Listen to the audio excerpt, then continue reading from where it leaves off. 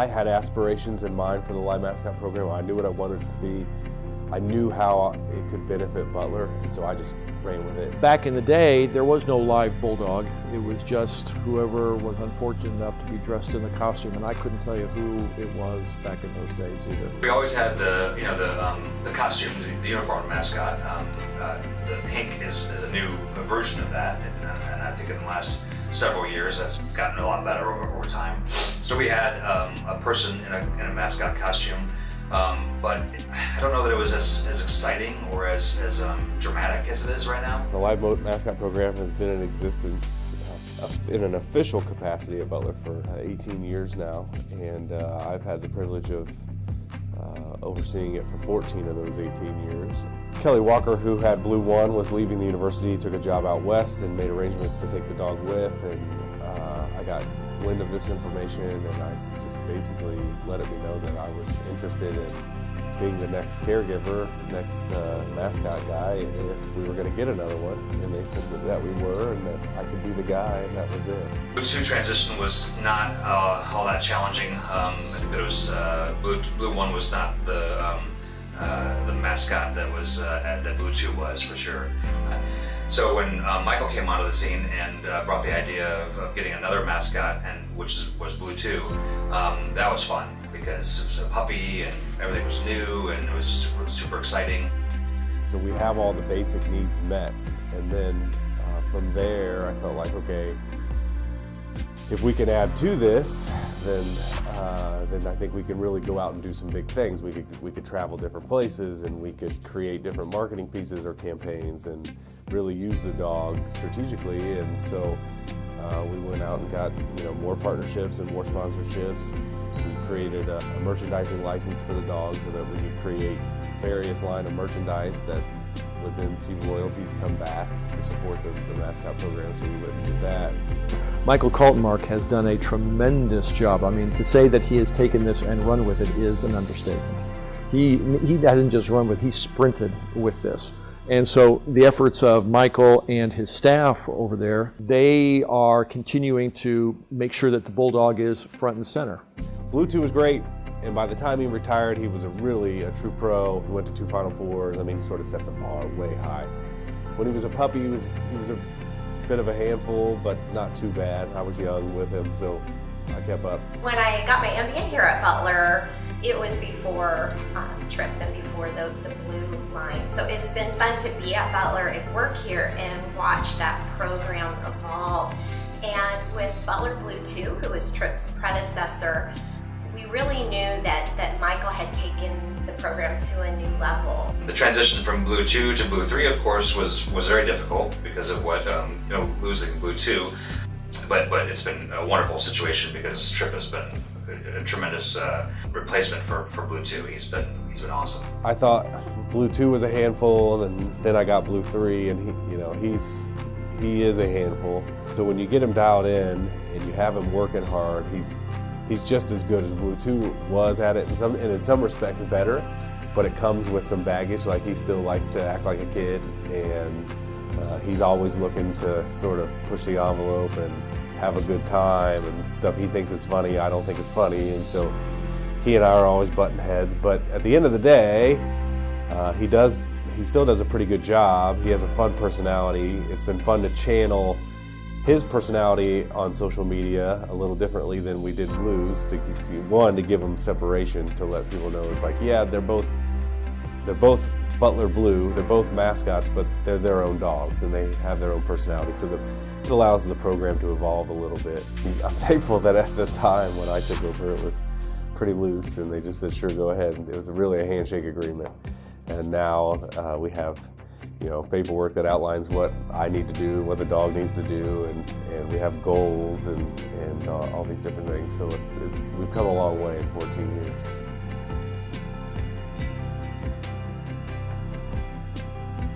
People are obsessed with this dog, and they freak out and they love it, and they kind of get that glimpse of what Butler is like through this dog. He's able to attend hooding ceremonies, and he's able to attend white coat ceremony. He's also at Hinkle Fieldhouse barking his head off. So he is like the most accessible, available piece of Butler University that really embodies everything. I tend to share responsibilities with Evan Krause, and we get the dog where he needs to be on a daily basis in terms of appearances. Evan does a lot of the behind-the-scenes work with creative, so a lot of the graphic design, video production, works with a lot of our partners to create new merchandise or what have you, and then he works with outside constituents on appearance requests and bookings and things like that. For appearance requests, it comes in numerous ways.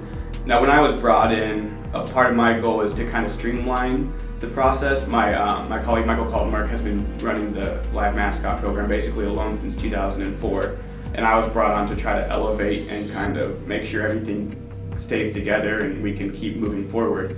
Whenever there is an admission event on campus, Blue 3 is out, and you can always tell where Blue 3 is because there's this huge throng of people that are surrounding him, and people are taking turns getting their picture taken with him, and he's always really good about that. I've noticed that he's very patient with people, and it's just a tremendous PR tool for the university. With Trip, you can have him out at an event because he is a live Bulldog and people are excited, so it might be an event that Butler may not be involved in or really even have any word needing to be there anyways, but we're able to bring that brand to that event with just the dog, and it's a fun way to do it and people get excited about. So we do try to make him busy, and he has been very busy. I know Butler does a really good job of not just having the mascot at a sporting event, but obviously like for the college admissions, I mean, he's like campus-wide, he's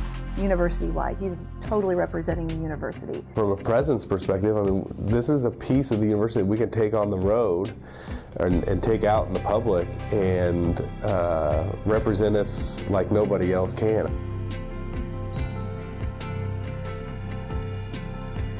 Text message, I'll design something. I do design all of Trip's services now. Any Butler service now comes through me. T-shirts, all of this, and we partner with other people to get them actually created, but the design process starts with me and Michael, which is very exciting because we just know what's going to happen, and we know what Trip looks like, but then we bounce it off of parents, current students, prospective students, people who are only basketball fans who maybe didn't go to Butler, make sure it resonates with them, people who don't care about basketball. So we need to make sure we have a full market and that we're able to are we going to be able to sell the amount needed to make this efficient and to make sure we don't lose money on the process. I think the thing I'm most proud of is the children's book. We self-published that and have had to go back now twice to the publisher to keep them in stock. And what I like about it is that, yeah, not only does it promote literacy and it's a good story, but it gets the story of our live mascot program and our university into the hands of little kids. We've read that from any ages really, and then we do a little presentation to these kids about the Butler Blue Live Mascot program. We're basically giving that kid a Butler University bedtime story every night before bed, and I have a feeling that someday that's going to pay off. Trip is our best branding tool. He's our best brand ambassador. We utilize him in a lot of ways, but a couple of ways that are really key to our strategy are how we utilize him with enrollment efforts. Michael Kaltenmark, Evan Krause, and Christy Smith work really intentionally to utilize Trip to open up Butler to new high school student audiences. You want to leave an acceptance letter? You want to do it? All right, let's go do it. Now when it comes to terms of the Butler Bound campaign, which is Trip's campaign where we surprise students with their acceptance letters until acceptance letters stop rolling out, and then we do scholarship deliveries as well as just yield deliveries, which are we know they got into Butler, they know they got into Butler, they know what scholarship they're getting, but we're going to be in their area anyways. I knew it was a thing that that Trip would give the admission packages to students. And I did reach out to the person in admissions that was helping us with our application. and just kind of threw it out there because I didn't know if it was proper to ask for that to happen or how they went about getting the schedule together and making all of that happen. It's completely random for the most part. There are a few that we will go see if they have a nice story, things like that. But when I'm given a list of people who get in, for us, just to keep it as objective as possible, we just go with how many kids can we see the most efficiently as possible with the least amount of time. So we'll be seeing kids from the same neighborhoods, or we'll go be trying to hit the same high schools and weaving in and out and trying to hit the most we can. We were waiting for the acceptance and hadn't heard anything yet. So they asked me to come over to Robertson Hall at 10 o'clock. So we walk over, we go in the door. The minute we open the door, Trip is right there and she just completely freaked out. Are you serious? Maria, I'd like to, on behalf of Butler University, let you know you've been accepted to Butler University. It was just a thing of reaching out and just saying, is this possible? Could we do this for my daughter? And then they work their magic on that end to make it happen. My mom's freaking out, I don't know why, but she's being really weird. And I'm like getting ready to shower and she's like, no, you can't shower. So I was like, instantly I know something's kind of weird, something's going on, but I had no idea what. And she's like rummaging through my closet. She's like, do you have any Butler stuff? Do you have any Butler stuff? I need it for Noah. I'm like, no, I don't think so. Because, I didn't know of anything that really fit him. But she went through my whole closet looking. And then eventually she found some XL or XXL t-shirt that she was like, oh, and you have to wear this. And I was like, why? And then there's a knock on the door. And she's like, oh, go get the door. So I go down there, and obviously I had no idea what was going on because this was more spread out, so I didn't really know it was something about Butler. But then I opened the door and Trip the Bulldog's there with his handler, and it was a really cool experience, and I kind of figured it was because I got in. But I don't know, it was really cool to see Trip the Bulldog, who I'd seen at basketball games and stuff before, at my house. If we can bring a live mascot to their doorstep and give a face to the university, and then me and Michael show up, 2 graduates from Butler, and are able to answer questions and give a more personal touch from the university, it can possibly go from maybe not get someone right on the board for Butler, but it can start to move that needle a little bit. The obvious excitement and everything that came from that, came from meeting the handler and taking a picture with Trip and being posted on their webpage and all that stuff. And it was just kind of really made me want to look at Butler even more. We find that those visits yield about 1/3 more likely to come to Butler if they have a visit from Trip. This last year, he's visited about 68 students in a variety of geographic areas: Central Indiana, New York, Boston, Chicago, Milwaukee, Cincinnati, Detroit. These kids will get thousands of pieces of mail, and if yours can look a little bit different, or yours can catch their eye, or get them to open it, or get them to read it, or get them to take action, then you've done what you needed to do, and that's not easy.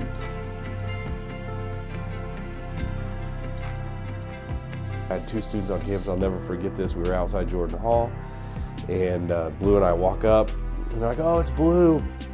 And we meet, and they pet Blue, and Blue's just sort of like, whatever. One of the students was like, oh, he doesn't like me. And I was like, he likes you fine. If he didn't like you, you'd know. This dog likes you. This dog likes everybody. This dog loves his job. I'm with the dog, but that's just it. I'm with the dog 24/7. I know what he's thinking. I know how he acts. I know that out of that necessity to sort of get the word out that, no, he's cool, he likes you, he loves his job, I started blogging for the dog on his behalf, in his voice. The blogging gave way to tweeting and posting on Facebook and Instagram and all these things. So I kind of got away from, having to take an hour or 2 to craft a blog to just being able to fire off 140 characters or whatever. Social media is what's going to give us the audience that we want, and we can tailor that audience for Facebook, Instagram, Twitter.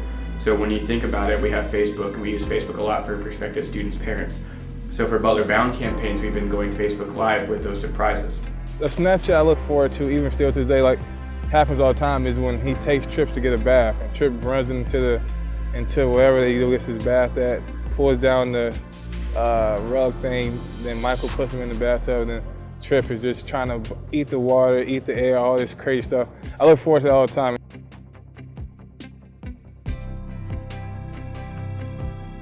basketball has been our bread and butter. We're a basketball school, and so I knew I needed to take the dog to every basketball game, and so I just started doing that. With the dog, I figure you can do just about anything until someone asks you not to, and so I thought, well, sort of makes sense that the dog would be on the court for starting lineups. So I started taking the dog on the court for starting lineups and taking Blue just down in that corner opposite of the team bench, or right across from the team bench. So when the starter comes out from the team bench, the dog is essentially right there and a focal point for people watching. The basketball team started getting good and playing better and winning a lot of games, and the dog pound became full of students, and they started, doing body paint, face paint, and getting crazy. And one game they brought an oversized dog bone, and Blue saw it out of the corner of his eye early on before the game, during warm-ups, and I told the guys, I'm like, man, Blue's pretty fond of that bone. If he gets loose, he's coming to you. And they're like, oh, he can have it, or whatever. So we go do starting lineups, and all the players pet Blue, and then we go to run off the court. And and the whole time I'm over there, Blue does not want anything to do with starting lineups. He wants to go get this bone. He's pulling me, and I'm like, holy crap, this guy wants this bone. And I see the guys, and they're just kind of like waving it, and so we made eye contact, and they sort of acknowledged each other. And I was like, well, maybe I'll just let him go, and hopefully they'll be smart enough to let him have it. And so we go running down the court, and I just sort of let the leash go because I know where he's going, and the guys are ready, and they just sort of kneel down and give him the bone, and he gets the bone, and he walks off with it. And the guys were like, this is amazing. Blue took the bone, and he ran off with it, and so I grabbed the bone from Blue, finally wrestled away, gave it back to the guys so they could have it for the game, and I said, if you bring this every game, he'll do that. And so these guys, every game, brought the bone, and they'd wait on Blue, and he'd get pet on the head and then just make his way down to the other end of the court and take his bone and go to his seat.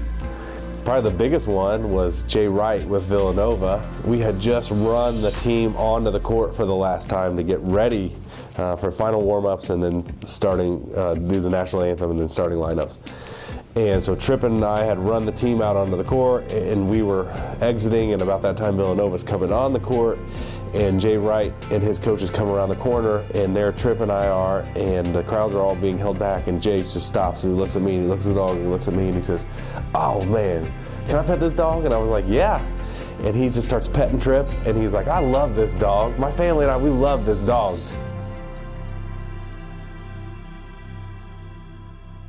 I'll tell you, I hope Blue the 4th is calm, because I need a calm dog for the next one. Blue the 3rd has kept me busy. Wow, Tripp, that was the most Tripp thing I think you've ever done.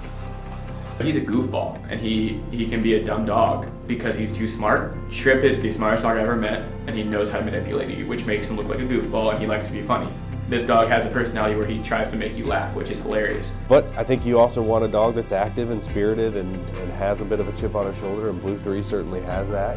He's sassy, he's funny, he's exuberant, he has a lot of personality for a dog, and we just make sure that all of his voices really indicate that, A, because it's entertaining.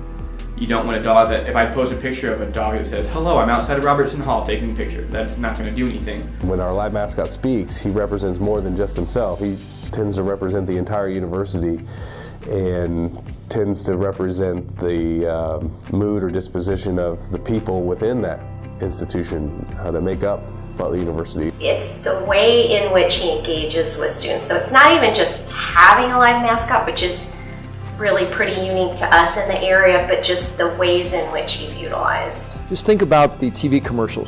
Do you have what it takes to be a Bulldog? That grit, that stick-to-itiveness, that toughness, that you are fearless, and you're going to be very loyal.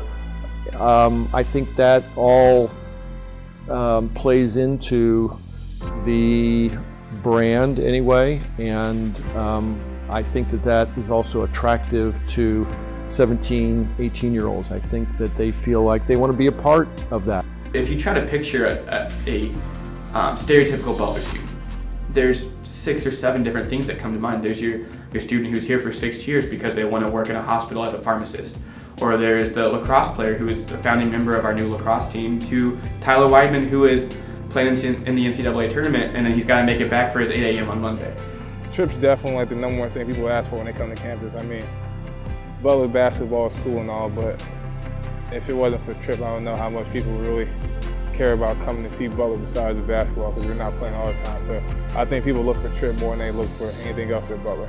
We have found that a live bulldog who is goofy, who is loving, who eats people up and is just a ham, kind of gives a way for us to kind of embody the prestige of a university with the fun of a university, with the academic success, with the athletic success, like just embodied in one living being that people are okay with freaking out about. It's been cool, and won't be too much longer before we start talking about Blue 4 and having to do it all over again. But again, it's a fun, creative exercise. It's really neat to do that gives our program a competitive edge over others.